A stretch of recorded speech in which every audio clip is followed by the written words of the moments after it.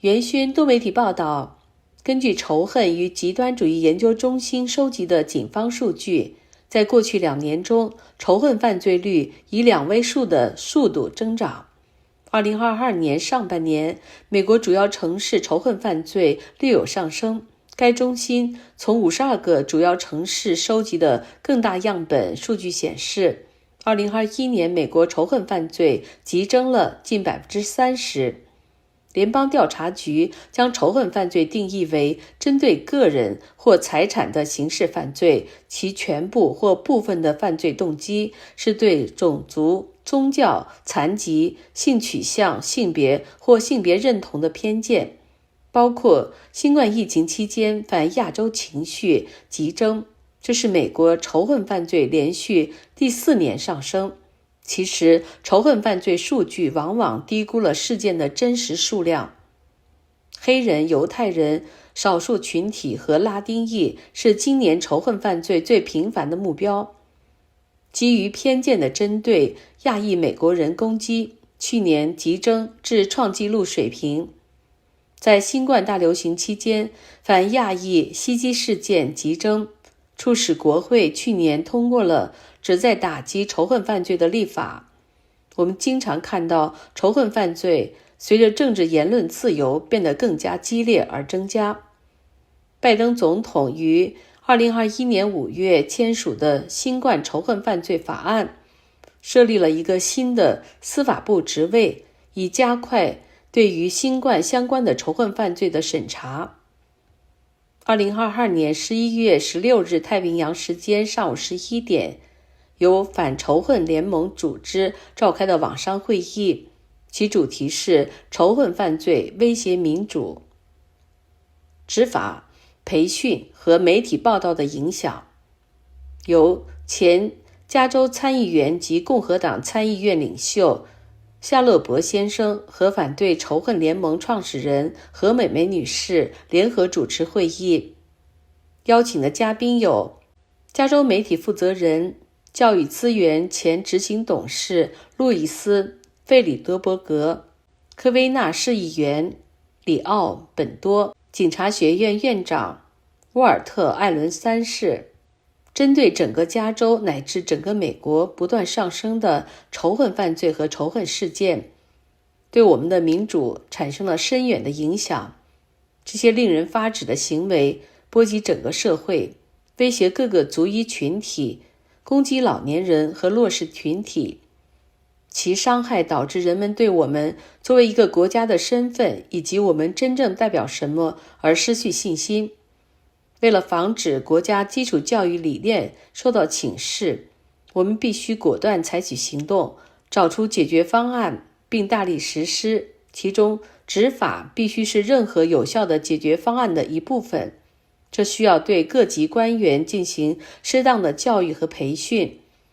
公平、公正和准确的报告显示，仇恨犯罪和仇恨事件同样是任何解决方案的重要方面。Gloria Romero is a former California legislator. She was the majority leader in the state Senate and also led the Senate Education Committee. You have to be able to see people as human beings. You cannot just desensitize. And when we don't see people as individuals, as humans, it becomes easy to target them and to have them become victims of a crime because we're desensitized to that. Romero is not alone in her views. There are differences between communities. One of the most compelling and basic ways is to break bread. Meeting in small groups with neighborhoods over food. I know that Hate Alliance is to identify the root causes behind hate crimes and propose solutions to stop them. The organization was co-founded by former California State Senate Minority Leader Bob Huff and Meimei Huff. It is made possible through funding from the California State Library. Stop the Hate. State Senator Bob Huff. I'm the program's MC. The video you watched was a compilation of some pictures of our kickoff event on the state capitol lawn in August, along with a short video that was edited version of some of the comments made by last month's speakers. This was put together by Bill Bird, our communications director, and the video editing done by Ronnie Chung, our technical guy that's on today and taking care of the background. So today's briefing is the third in a series of monthly media briefings hosted by the Act Against Hate Alliance with grant funding from the California State Library's. Gratitude to all of you for your attendance and your support. Senator Huff and I have both been very committed to public service throughout our careers. Hate crimes touch us all. We established the Act Against Hate Alliance to better focus on the deplorable rise in hate crimes. This heinous act rippled across entire communities, threatening ethnic groups and attacking the elderly and vulnerable, causing a loss of confidence in who we are as a nation and what it is we truly stand for. To protect against continued erosion of our country's foundation, we must act decisively to identify solutions and vigorously implement them. Law enforcement must be a part of any effective solution, and this requires properly educating and training our officers at every level. Fair, unbiased, and accurate reporting on hate crimes and hate incidents is likewise an essential facet to any solution, as is effective education for our children. Again, I would like to thank you for your attendance. Los Angeles County Commission on Human Relations, this focus represents an important component of bringing more public awareness and solutions to the issue. C. Nelson Mandela cast his vote in 1994 and signaling the end of apartheid. So change, and I always say, if apartheid could be ended in South Africa, we should be able to figure out how to get over some of the racial and ethnic and other divisions that exist in California. So that's just a little preamble to this topic. And also I just want to express my appreciation to Senator Huff. I don't know if that's a lifetime honorific that you enjoy in California. I hope so.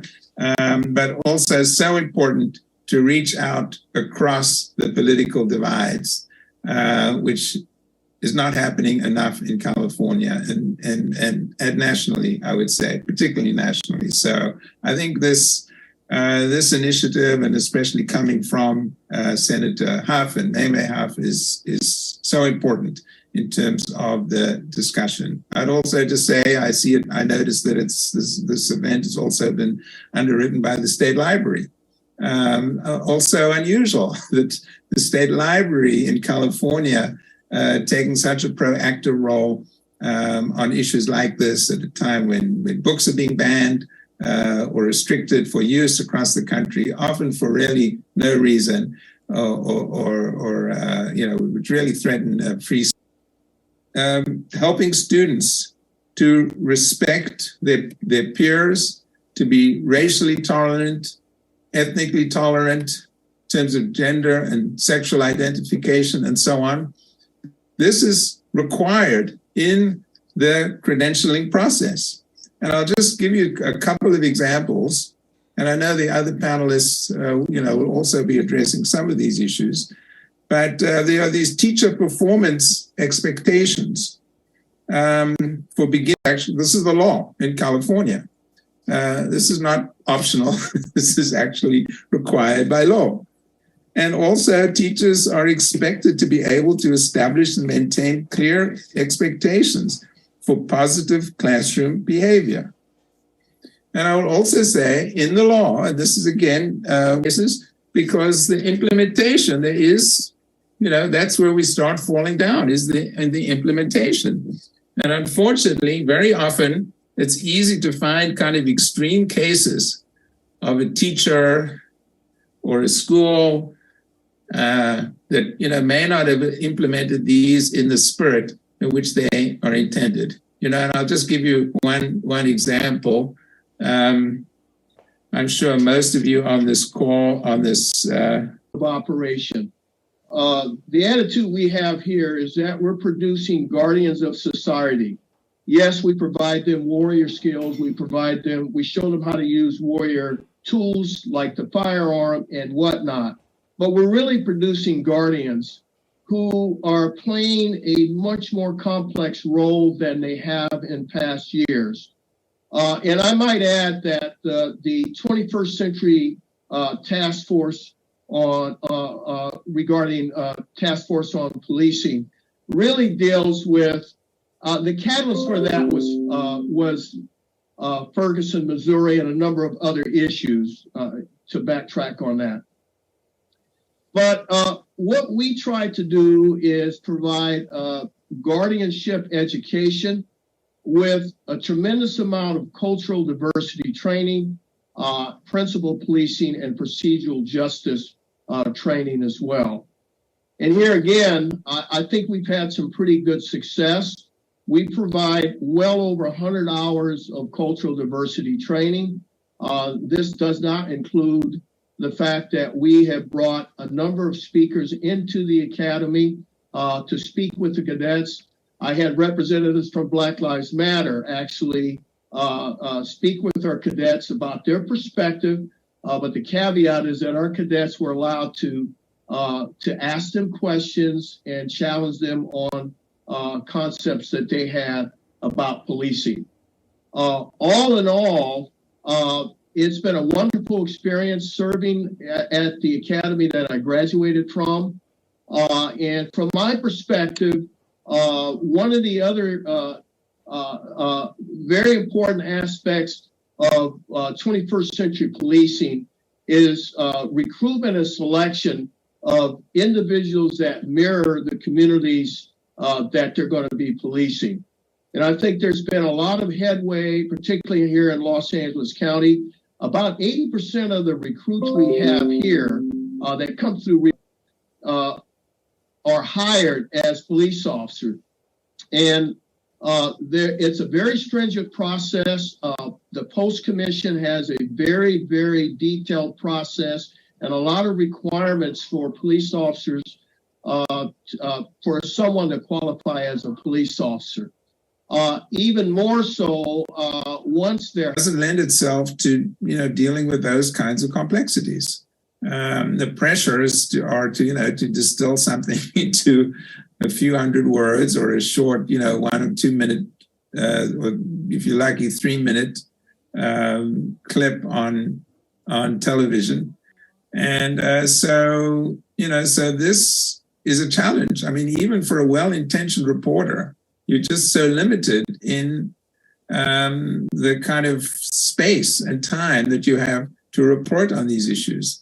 So, one of the things I think there needs to be more of a, how shall I say, more communication between people who are studying these issues, people in academia, who tend often to, I would say, look at things in a too. 原宣多媒体报道，谢谢收看。